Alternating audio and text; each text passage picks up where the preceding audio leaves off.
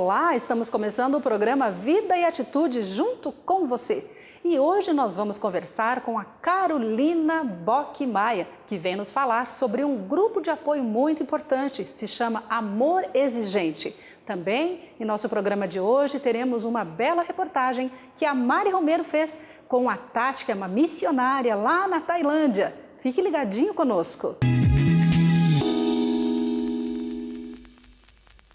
E agora a nossa conversa vai ser com a Carol, que é especialista em saúde e coordenadora do Amor Exigente. Olá, Carol, seja bem-vinda ao programa Vida e Atitude. Olá, Clarice, é um prazer para mim estar aqui, podendo falar de uma coisa tão importante como o Amor Exigente. Sim, Carol, conta para nós um pouquinho o que é o Amor Exigente. Então, o Amor Exigente é uma proposta de reorganização de vidas e que visa a melhoria dessa qualidade. Ela é pautada no estudo de 12 princípios básicos e 12 princípios éticos, todos eles com uma única função: ajudar as pessoas a viverem mais e melhor. Veja que coisa maravilhosa! É algo assim que tem movido o meu coração há muitos anos, porque de maneira muito simples a gente consegue ajudar pessoas que chegam de forma muito sofrida lá no grupo. Então, eu creio que é um propósito de Deus mesmo a existência do Amor Exigente. Vem para somar, vem para botar o que a palavra de Deus nos ensina de forma prática. Sim, Carol. E para quem é esse grupo? Quem pode ser ajudado através dele? Eu diria que é a humanidade. Veja como eu sou exagerada. Mas, na verdade, homens e mulheres, adolescentes e até crianças, mas preferencialmente pessoas que tenham algum tipo de dificuldade de relacionamento, por quaisquer motivos, né? A ênfase tem sido para problemas relacionados ao uso abusivo de drogas, de álcool e outras drogas na família, mas ele não se restringe a isso. Eu diria que é uma proposta para qualquer pessoa que deseja, então, viver mais e melhor. Homens e mulheres, de qualquer faixa etária. Então, de uma forma geral, trata de relacionamentos. Isso. A ênfase do Amor Exigente é justamente poder ajudar as pessoas a fazerem um mergulho para dentro de si, e a partir de uma mudança em si, poder melhorar o relacionamento. Porque é interessante, todas as pessoas que chegam lá, sem exceção, querem mudar o outro. O marido, a mãe, o filho, o irmão, o vizinho, enfim, qualquer pessoa. Mas à medida que elas começam a participar no grupo e começam a entender os princípios, elas percebem, de maneira até frustrada, que elas não conseguem mudar ninguém, senão a elas mesmas. E isso é que tem feito a diferença, eu creio, na vida das pessoas que permanecem no grupo. Sim, então a mudança deve começar em nós. Isso, é verdade. E isso não é uma coisa muito fácil, porque o ser humano em geral, lá no grupo a gente aprende a usar a primeira pessoa do singular. Então eu vou fazer como se estivéssemos numa reunião. Eu, Carolina, tenho dificuldade de trabalhar com as minhas questões. Então é mais fácil achar que você, Clarice, é que é o problema no nosso relacionamento. Só que à medida que eu começo a entender que eu mesma posso fazer grandes coisas por mim, que eu decido fazer coisas mais positivas na minha vida, eu posso desfrutar de muitas bênçãos que até então eu venho negligenciando, por uma simples falta de tomada de atitude. Aliás, quero parabenizar o nome do programa, porque o grupo que eu represento chama justamente Atitude. Ah, esse é o nome do grupo, então, que você coordena. Isso. Olha só que legal. Seja, que é um nome realmente provocativo, Sim. que a gente quer que as pessoas parem de sofrer. É um nome forte, né? Carolina, e as pessoas vão lá, então, procuram o grupo de apoio Amor Exigente. E como que funciona todo o processo? O que acontece lá? Quantas vezes por semana vocês se encontram? Então, os grupos de Amor Exigente, eles funcionam uma vez por semana, com dia e horário livre. Por exemplo, o Grupo Atitude funciona todas as terças-feiras, das 19h30 às 21h30. Então, a duração média de cada reunião é de 2 horas. A participação é livre, aberta, gratuita e os participantes são todos voluntários. Em que pese termos uma série de profissionais frequentando, eles não estão lá porque são profissionais. Eles estão lá porque são pessoas que entenderam que as suas vidas às vezes estavam um pouco sem sentido e encontraram no Amor Exigente, na proposta do Amor Exigente, uma possibilidade de mudança maravilhosa. Né? Então, podemos dizer que é um trabalho multiplicador. As pessoas foram ajudadas e depois vão lá para ajudar. Isso. Na verdade, as pessoas são assim. No nosso grupo, criamos uma frase, que até vai virar um livro, eu espero que muito em breve, eu possa voltar aqui para comentar sobre o livro. Claro. E o título do livro vai ser assim: Sofrer é fácil e ser feliz é trabalho. Por incrível que pareça, a maioria das pessoas, inclusive eu mesma, quando fui ao Amor Exigente, acreditava que o sofrimento era o único projeto de vida passível de existir na minha vida. Veja. E aí as pessoas acabam se acostumando com o sofrimento de uma maneira tão grande que quando lhes é feita uma proposta de mudança ou abre-se uma possibilidade de fazer algo diferente, as pessoas não querem. Elas estão tão envolvidas no sofrimento que acabam se sentindo assim, a autopiedade toma conta das suas vidas e elas acabam então tendo como projeto de vida o sofrimento. É uma coisa até meio maluca, mas acontece todos os dias. Então o efeito multiplicador ele se dá na medida em que as pessoas ultrapassam essa ideia, conseguem entender que tem um algo mais além do sofrimento e aí continuam frequentando e falando para um, para outro, e aí as coisas vão acontecendo. Que interessante, Carol. Logo, logo a gente continua a nossa conversa. No próximo bloco, vamos para um pequeno intervalo e já voltamos.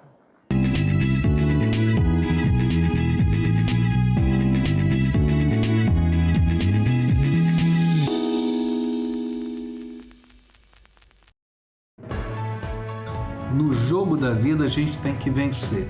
E é por isso que a gente tem um programa que pode ajudar você a crescer espiritualmente e também levar outras pessoas a Jesus. Jogada Perfeita. É uma maneira de você aproveitar as Olimpíadas e investir na sua própria jogada da vida e ajudar outros a serem vencedores nessa vida com Jesus. Participe do projeto Jogada Perfeita.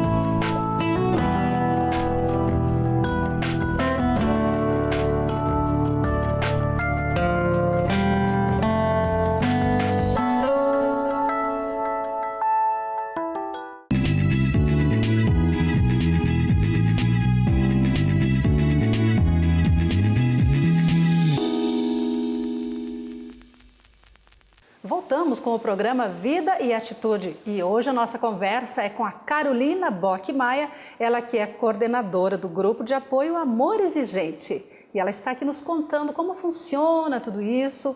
Carol, você nos falou mais ou menos como que é o Amor Exigente, quem que pode procurar são homens e mulheres, enfim, a família toda, porque trata de relacionamentos, Isso. certo? Uhum.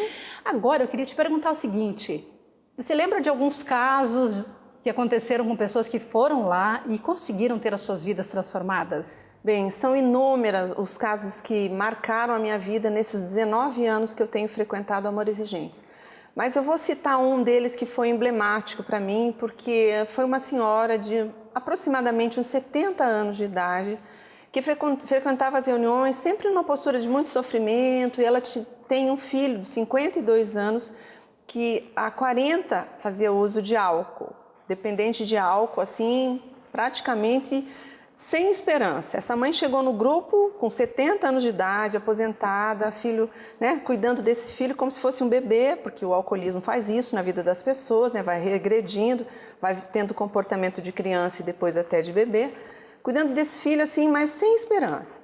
E um dia, depois de algumas reuniões, ela entendeu que se ela não fizesse alguma coisa, se a mudança não acontecesse nela, ela talvez nunca obtivesse uma mudança no seu filho. E ela decidiu então a fazer uma coisa muito simples. Ela decidiu passar um final de semana com a sua filha casada num outro município. Você vê que não era nada tão difícil, mas ela não conseguia fazer isso. Ela foi super encorajada pelas pessoas do grupo e ela foi naquele final de semana. Só que ela foi sem avisar esse filho. Foi simplesmente visitar a filha. E quando esse filho retornou para casa no final de semana e que não encontrou a mãe, encontrou um vazio, um silêncio, pela primeira vez em 40 anos de uso de álcool de forma abusiva, já dependente mesmo, ele pediu ajuda. Então essa mãe, quando ela volta para o grupo e conta que uma simples mudança na vida dela, dessa forma, de ter deixado, entre aspas, ele sozinho, foi suficiente para ele engatar uma nova vida, buscar ajuda, buscar tratamento. Esse é um exemplo emblemático porque ele ficou bebendo durante 40 anos. Muito tempo. Você consegue imaginar uma coisa dessa?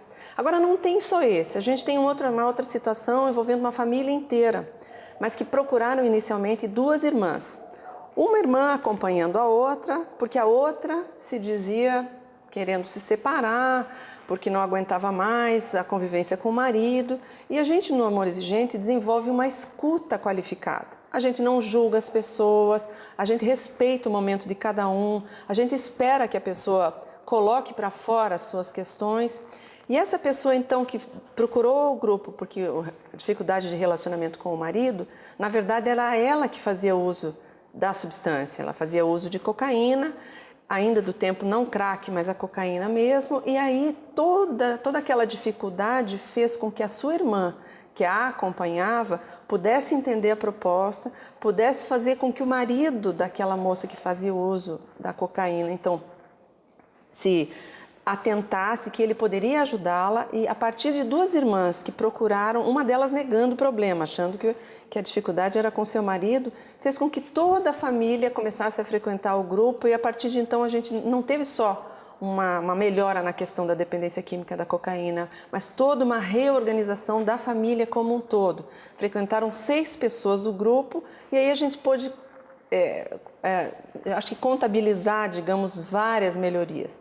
A gente tem, cada reunião ela é assim inesperada. A gente sempre tem pessoas, em todas as reuniões chegam pessoas muito desesperadas. Por exemplo, na semana passada nós tivemos uma mãe que chegou junto com o seu filho, que tinha acabado de fugir da clínica e foi atrás da mãe lá no grupo. E a mãe não esperava essa reação, nós também não. Foi uma coisa muito assim movimentada a reunião, porque a gente teve que acolher a mãe, acolher esse moço que tinha fugido da clínica, ajudá-lo a voltar para a clínica, acalmar essa mãe. Quer dizer, o Amor Exigente ele é rico de experiências, não apenas relacionadas à dependência química, mas fortemente relacionadas à dependência química. Eu diria que teve uma pessoa, por exemplo, que estava com dificuldade de emagrecer. Ela não conseguia olhar no espelho, porque ela estava se sentindo feia e a dificuldade de relacionamento era com ela mesma, não era com as outras pessoas. E a gente até ouviu um programa sobre vergonha, e ela tinha vergonha dela mesma, né? Então ela começou a frequentar o grupo e começou a perceber que ela valia mais do que o peso e assim por diante, ela foi se encaixando na vida. Então o Amor Exigente, para mim, ele hoje representa um local de fácil acesso, onde as pessoas podem lidar com as suas dores, as mais variadas possíveis, ou relacionadas à dependência química, ou relacionadas a qualquer outro tipo de relacionamento. Tivemos uma história muito triste também, entretanto, uma mãe que teve seu filho assassinado, mas que continuou frequentando o Amor Exigente, porque a despeito do sofrimento com a morte do seu filho, ela entendeu que o Amor Exigente era para a vida dela, para o resto da sua vida. Então o Amor Exigente é surpreendente, porque ele é rico de significados e rico de emoção. A gente não tem monotonia no Amor Exigente. Inclusive hoje é dia da reunião do grupo que eu coordeno e a gente acaba vendo que a gente sai de casa assim com o coração aberto para receber o que aparecer. Pode ser que surjam casos já conhecidos, mas pode surgir uma situação bem nova. Que lindas essas histórias de superação e transformação que você contou, Carol. Com certeza, histórias diferentes, mas muito bonitas. E com certeza os nossos telespectadores estão querendo agora o contato para quem está precisando de ajuda, precisa buscar esse tipo de transformação, relacionamento familiar ou até pela dependência química. Qual seria o contato, então, para os nossos telespectadores que estão nos acompanhando hoje? Então, você pode encontrar isso facilmente no site do Amor Exigente. E ele é amorexigente.com.br. Se você colocar uma barra e depois localize, você pode encontrar um grupo em qualquer cidade do Brasil. Inclusive, o Amor Exigente agora já está na Argentina, no Uruguai, então se você for viajar de férias ou agora, enfim, estiver fora do país e precisar de ajuda, basta você procurar nesse site que eu disse, mas vou repetir para você. amorexigente.com.br/localize. Ali você vai encontrar um grupo mais próximo da sua casa ou de onde você estiver. Agora, minha sugestão é a seguinte: não deixe que o problema cresça de tamanho. Tome uma atitude o quanto antes. Você não vai se arrepender, certamente. Carolina, muito obrigada pela entrevista e esperamos que você possa estar mais vezes conosco. Muito obrigada pela oportunidade de divulgar um programa assim tão importante como Amor Exigente. E agora nós vamos acompanhar uma bela entrevista que a Mari Romero fez nos nossos estúdios de Pão Diário com a missionária Tati, lá na Tailândia.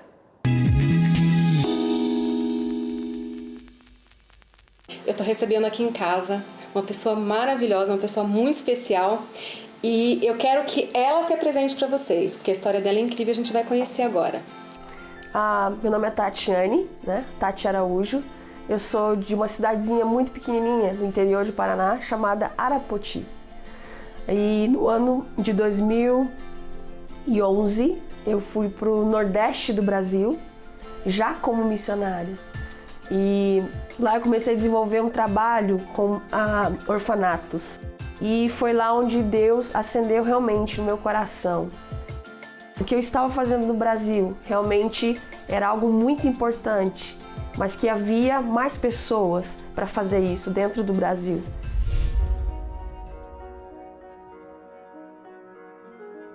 E eu lembro que eu comecei a orar sobre isso e pedir para Deus: Deus, qual é o povo, qual é a nação, qual é o lugar específico para eu desenvolver esse chamado.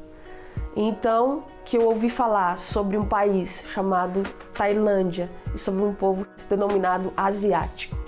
Muitos estrangeiros, quando eles se aposentam, um dos países que eles escolhem para continuar ou descansar, ou terminar a sua vida é a Tailândia. É um país turístico de uma cultura muito linda.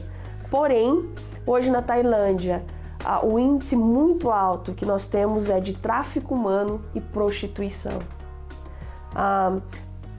Não só mulheres, mas também os meninos, as crianças. Mas para as meninas, isso se torna, elas são como um objeto sexual. E é algo muito enganoso, porque a moeda é muito baixa, Então elas vão ter que trabalhar muito, muito, muito e nunca vão conseguir alcançar, por exemplo, comprar uma casa ou dar uma vida confortável, ou mais do que isso, para os pais ou para os familiares. Então isso acaba se tornando uma mentira, um engano. E a questão religiosa lá? Existe perseguição? Existe uma igreja oficial? Como é a relação dessa religião com essa realidade de prostituição? A religião principal da Tailândia é o budismo. 95% do país é budista, Inclusive o rei e toda a família real. Então eles respeitam muito essa filosofia budista, E perseguição, ela existe não para nós, estrangeiros. Nós conseguimos desenvolver um trabalho evangelístico, não com toda a liberdade que nós temos no Brasil, mas a gente consegue ainda desenvolver. Porém, um tailandês budista que se converte ao cristianismo, ele sofre perseguição da própria família.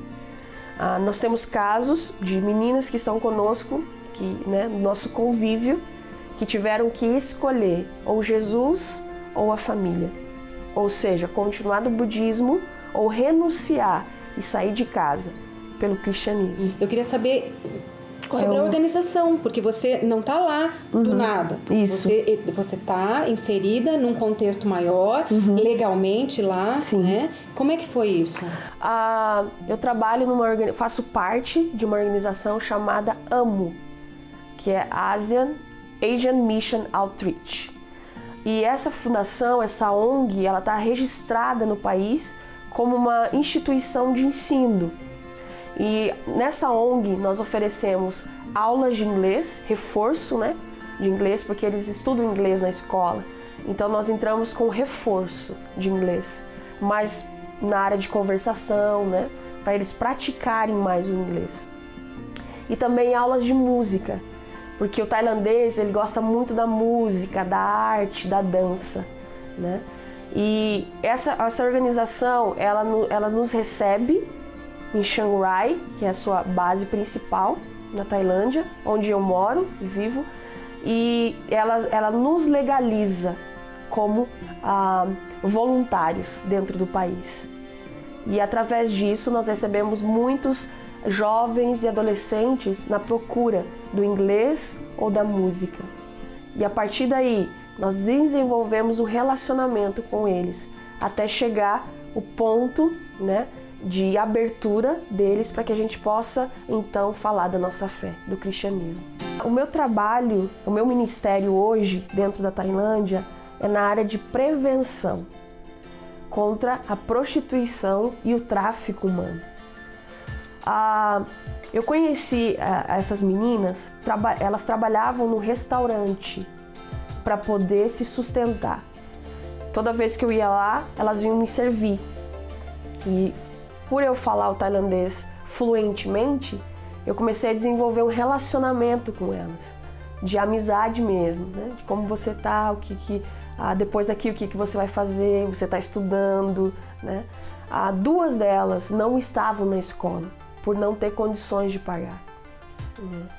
E a partir daí, desse relacionamento, dessa necessidade delas, que surgiu o meu ministério, que é chamado Casa da Graça.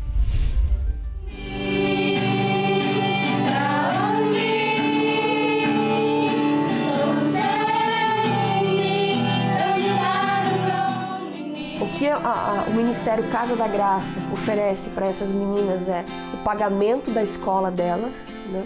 Nós vamos lá, nós matriculamos elas e pagamos pela sua escola. Nós oferecemos dentro da AMO, que é a ONG, aulas de inglês, aulas de música. Todas elas, né, as 5 meninas que estão na Casa da Graça hoje, elas tocam algum tipo de instrumento, né? E isso é uma maneira de elas se desenvolverem também de uma maneira muito linda, que é dentro da cultura delas. E o principal, né, que nós oferecemos, que é o amor de Jesus, né? Nós as evangelizamos, né? Elas se rendem a esse evangelho que traz para elas não só palavras, mas ações, e traz para elas esperança. E aí nós discipulamos elas. E esse discipulado é contínuo, porque nós vivemos juntas na mesma casa. Então é muito intenso, né? E a partir daí nós também treinamos elas a serem futuras líderes, né? Hoje elas fazem parte de um grupo de louvor, né, na igreja que nós mesmos plantamos, porque na Tailândia nós temos pouquíssimas igrejas, né, por causa da religião predominante. E hoje elas conseguem ensinar outros aquilo que elas têm aprendido no seu dia a dia, dentro do Ministério Casa da Graça e dentro da ONG. Hoje elas mesmas dão aula de piano para outras, elas dão aula de violão para outras, né? E elas também têm sido testemunhas de que é possível não entrar por esse caminho de prostituição ou tráfico humano, mas sim ter uma redenção de história, de vida. E isso também tem alcançado os seus familiares que vivem nas montanhas. Então também todos os sábados nós vamos até as montanhas, até os seus lares, para encorajá-los, para falar do amor de Deus, levar a palavra de Deus para eles, e mais do que isso, o próprio testemunho das filhas, das amigas, das sobrinhas que estão vivendo isso, estão crescendo cada vez mais na sua história com Deus, no relacionamento com o Senhor e no plano e propósito de Deus para a vida delas. Você falou e apontou aqui para a Bíblia, né? falando sobre essa redenção, sobre essa esperança. Eu sei que você tem uma vida firmada na palavra. Sim.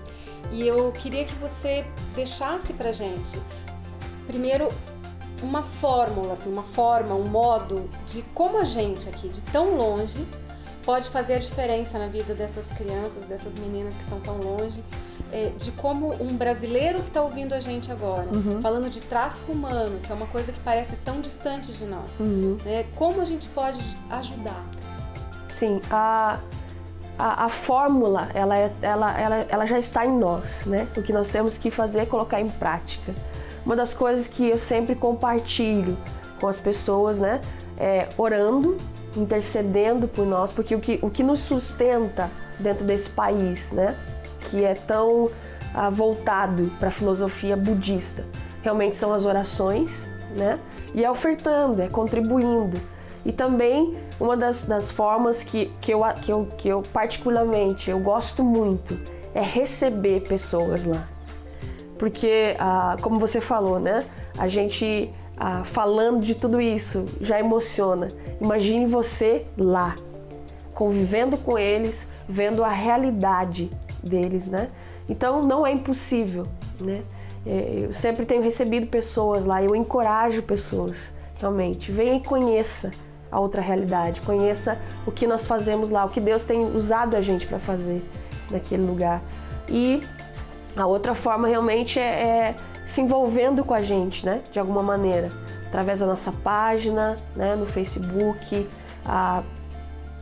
deixando palavras de encorajamento, um apoio, né? Pra gente ali também é muito importante, algo que nos sustenta, nos dá um novo fôlego para continuar. E se a gente quiser deixar também um recadinho para essas crianças, para essas meninas que estão lá, você traduz para elas também, né? Sim, traduzo. Quiser mandar mensagens, vídeos, elas também se sentem muito valorizadas. A gente vai deixar todas as informações aqui no vídeo também, para quem quiser contribuir, também ter acesso a isso. Sim. E agora eu queria ouvir o que você tem para dividir com a gente. Sim. Uma palavra que Deus me deu com relação ao trabalho na Tailândia, né? A esse ministério. Está lá em Efésios 3:8, que fala que, embora eu seja o menor dos menores de todos os santos, foi-me concedida a graça de proclamar aos gentios as insondáveis riquezas de Cristo. E é o que eu sempre digo, para cada cristão, para cada filho e filha de Deus, o que você tem em suas mãos pode alcançar a vida de muitos. Por mais que você se sinta o menor dos menores, você acha que não tem muito conhecimento, muito potencial, a palavra de Deus é clara. Aquilo que você tem é muito precioso nas mãos do Senhor para alcançar brasileiros, né? Para alcançar asiáticos, para alcançar os não alcançados. Então é essa graça, né? Que nós vivemos a cada dia e buscamos mais o Senhor. E nós temos uma riqueza, né? A anunciar a essas pessoas, que é a salvação em Cristo Jesus. Muito obrigada, Tati. Estou muito honrada de você estar aqui na minha casa. É uma honra receber você. Quero te agradecer de coração. Obrigada. Que Deus abençoe muito e ainda vai multiplicar com certeza muito esse teu trabalho lá. Amém. Com certeza que a gente vai estar aqui orando por você. Amém. Muito obrigada. Obrigada por me receber na sua casa, por esse tempo tão precioso de poder compartilhar o que Deus tem feito na minha vida e através de mim. Obrigado porque não me sinto sozinha, mas eu sinto que várias pessoas estão junto conosco. Muito obrigada pela oportunidade. Deus abençoe.